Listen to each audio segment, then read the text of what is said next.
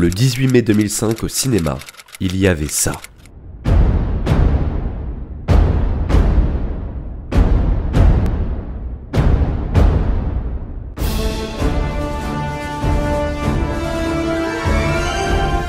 Et si je vous disais que l'intro mythique de Star Wars épisode 3 avec la bataille spatiale de Coruscant n'était pas ce que George Lucas avait prévu à l'origine? On parle ici d'une ouverture totalement différente, qui devait se passer sur 7 planètes, avec des Jedi, des explosions, Shakti en mode otage, et un certain Grievous qui fait son entrée comme un vrai boss final. Mais pourquoi George Lucas a-t-il tout changé? C'est ce qu'on va voir aujourd'hui. Salut à tous, ici Antoine de la TAT et bienvenue sur la chaîne. À l'occasion du 20e anniversaire du film, et sa sortie le 25 avril dans nos salles obscures, je trouvais pertinent de revenir sur ce film qui est incontestablement l'un des meilleurs Star Wars, et même l'une des meilleures suites dans une saga jamais créé. Mais avant toute chose, pense à t'abonner pour rejoindre la force et surtout, active la cloche de notification et ton sabre laser. C'est parti! D'ailleurs, cher Jedi, attention, reste bien jusqu'au bout de la vidéo. J'ai une annonce très importante à te faire, donc on se retrouve tout à l'heure. Bon visionnage! À la base, George Lucas avait un plan galactique. Dans le making-of de l'épisode 3 et surtout dans les scènes coupées du film, il explique que l'ouverture devait montrer l'ampleur de la guerre des clones à travers toute la galaxie. 7 planètes, 7 champs de bataille, 7 ambiances. Salut Camille. Planète qui sera bien gardée mais plus tard pour l'ordre 66 avec l'exécution de Stas Ali. Felucia, idem ici avec la maître Jedi Ayla Secura. On avait aussi Mijito, conservée elle aussi finalement pour l'ordre 66 avec Ki-Adi-Mundi. Ou encore Cato Nemoidia, Kashi, Coruscant et une autre planète mystérieuse jamais finalisée. Sur chaque monde, on devait voir des Jedi combattre aux côtés des clones face à l'armée séparatiste. Un genre de montage épique montrant l'état de la galaxie juste avant que tout ne s'effondre. Et franchement, ça aurait été génial. Imaginez commencer un film qui fait suite à la guerre des clones, nous permettant de voir les ravages causés aux 4 coins de la galaxie. C'est assez dommage d'avoir raté ça. Même si on peut voir que l'idée sera gardée, car pour la grande majorité de ces 7 planètes, nombreuses sont celles qui apparaîtront, même brièvement, durant l'ordre 66, nous offrant un montage de l'exécution de tous les Jedi à travers la galaxie. Ça aurait pu faire un bel écho avec cette introduction non conservée, où là les Jedi se battaient aux côtés des clones, pour finir ensuite exécutés par ces derniers. Le film aurait été encore plus tragique qu'il ne l'est déjà. Mais c'est pas tout.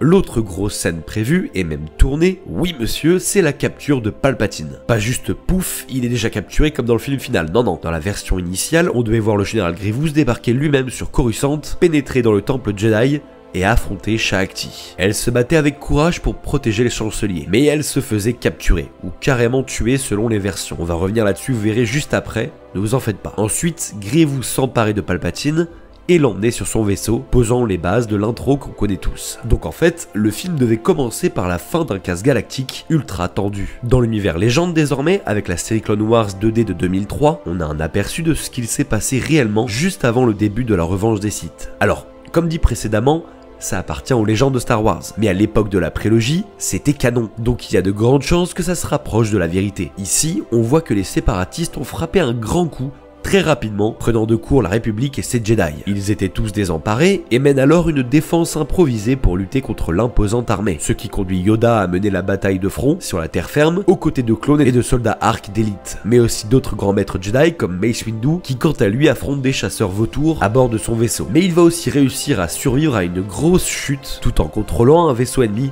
à bout de bras, littéralement. Et après on nous dit qu'il a pas réussi à survivre à sa chute face à Palpatine. Bon, je plaisante évidemment, il s'est fait cramer par le vieux. Rejoint par Windu, les deux compères Jedi affrontent les boîtes de conserve par milliers. Et c'est au même moment, alors qu'un groupe de Jedi mené par Shakti tente de mettre en lieu sûr le chancelier Palpatine, il se passe ça. Les frissons, beaucoup plus impressionnants et effrayants que dans le film. Ce Grievous incarne à lui seul les pires cauchemars de tous les Jedi. S'ensuit alors un jeu de chat et la souris qui va durer un petit moment, avant que Grievous finisse par mettre hors d'état de nuire les Jedi, sauf Shakti qu'il va simplement immobiliser de force. S'emparant ainsi du chancelier, la mission est un franc succès. Quoique... Et oui, déjà que cette scène sur Coruscant était une masterclass, elle apporte aussi du lore au film. On voit Windu écraser la cage thoracique du cyborg, expliquant sa toux chronique tout le long du film. Et aussi le fait que Windu dise que Grievous n'est qu'un lâche qui ne fait que fuir, vu qu'il a fui face à lui peu de temps auparavant. Bon, ça c'était dans Légende, car concernant le canon, ce n'est pas dû à Windu, étant donné que dans la série de Clone Wars, la plus récente, qui reprend les événements de la guerre des clones un peu plus en détail, on l'entend déjà tousser. C'était un choix de George Lucas et son équipe pour appuyer le fait que les implants cybernétiques n'étaient pas au point et qu'il y aurait toujours des séquelles. Je vous renvoie vers la vidéo de Tristan à ce sujet pour plus d'informations. Toujours sur cette intro, mais qu'est-il vraiment arrivé à Shakti alors? Dans la série Clone Wars 2D, elle a simplement été immobilisée et pas capturée. Or, dans une scène coupée du film, on la voit captive de Grievous puis sauvagement assassinée. Dans le jeu Star Wars Le Pouvoir de la Force, on la voit survivre, mais tuée après son duel face à Starkiller. Dans la série The Clone Wars 3D, on la voit mourir dans la vision de Yoda, de la main de Vador, comme dans la scène coupée du film. Mais comment est-elle vraiment morte au final? Non, parce que là c'est de l'acharnement. Eh bien, dans l'univers officiel, Shakti est bien morte durant la purge du Temple Jedi, de la main de Vador, alors qu'elle créait un holocron pour prévenir tous les Jedi de la galaxie de ce qu'il se passait. Voilà, vous avez votre réponse. Mais revenons à notre sujet. Voici donc à quoi aurait ressemblé la capture de Palpatine. Que ce soit la série 2D qui se termine par Anakin et Obi-Wan recevant un message d'alerte de Coruscant nécessitant leur aide de toute urgence pour sauver les chanceliers, ou même la saison 7 de la série Clone Wars la plus récente où Kenobi annonce que Coruscant est attaqué et qu'ils ont perdu contact avec Shakti notamment, ces scènes-là nous permettent d'avoir une vraie introduction à celle que nous avons eue dans la Revanche des Sith, qui est plus direct. Il est vrai que détailler tout ceci avec l'intro conceptualisant la guerre des clones, avec les 7 planètes, expliquer pourquoi les séparatistes ont attaqué Coruscant, et surtout comment ils ont attrapé Palpatine, bon, le film aurait duré 4 heures. Mais entre nous, c'est un peu ce qu'on attendait, non? C'était d'ailleurs la durée du film initial avant le cut final pour rendre l'épisode 3 plus digeste. Mais bon, que voulez-vous? Dans ces cuts d'ailleurs, on retrouve des scènes hilarantes non gardées dans le montage final, avec par exemple la scène de l'ascenseur où Obi-Wan et Anakin tentent de comprendre la signification du bip de R2D2. Mais on les voit aussi affronter des droïdecas de la même façon que Qui-Gon et Obi-Wan dans La Menace Fantôme. Joli clin d'œil. Et enfin, on peut les voir prononcer le mot Roger. Une autre scène coupée qui fait suite à la mort de Shakti par Grievous, où on voit nos deux compères essayer de trouver une solution de repli, grâce à des tactiques improvisées, appuyant sur leur complicité et leur lien très fraternel, qui est encore plus douloureux quand on repense à la conclusion du film. Vraiment les amis, je vous invite à regarder toutes ces petites scènes coupées là du film, c'est un vrai régal. On avait d'ailleurs fait une série de vidéos il y a quelques années avec Tristan répertoriant les meilleures scènes coupées de la prélogie et de la trilogie originale. Donc si ça vous intéresse, foncez. Mais alors, pourquoi ces scènes ont-elles été coupées? C'est simple. George Lucas a réalisé que montrer 7 planètes en guerre dès les premières minutes, c'était trop. Trop long, trop complexe, trop confus pour un public qui doit directement rentrer dans l'émotion. Et surtout, ça cassait le rythme. Il voulait une intro qui frappe fort, qui capte l'attention et qui mette Obi-Wan et Anakin en avant, leur lien, leur camaraderie et leur futur clash tragique. Du coup, il a tout recentré sur la bataille de Coruscant.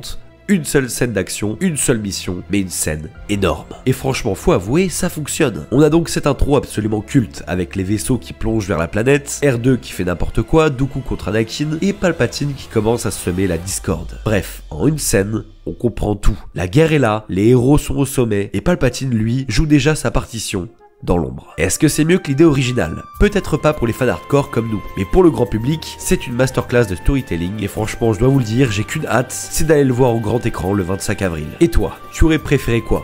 Les 7 planètes en guerre ou le duel spatial mythique? Ou les deux, hein, carrément. Dis-moi ça en commentaire. Si t'as aimé cette plongée dans les coulisses de l'épisode 3, lâche ton plus beau pouce bleu de l'espace, partage à ton padawan préféré et abonne-toi à Star Wars AT-AT, la chaîne qui t'emmène chaque jour dans une galaxie très très lointaine. Sur ce, je vous dis à la prochaine, c'était Antoine de l'AT-AT, portez-vous bien et surtout les amis, surtout, n'oubliez pas que la force est avec vous. Toujours.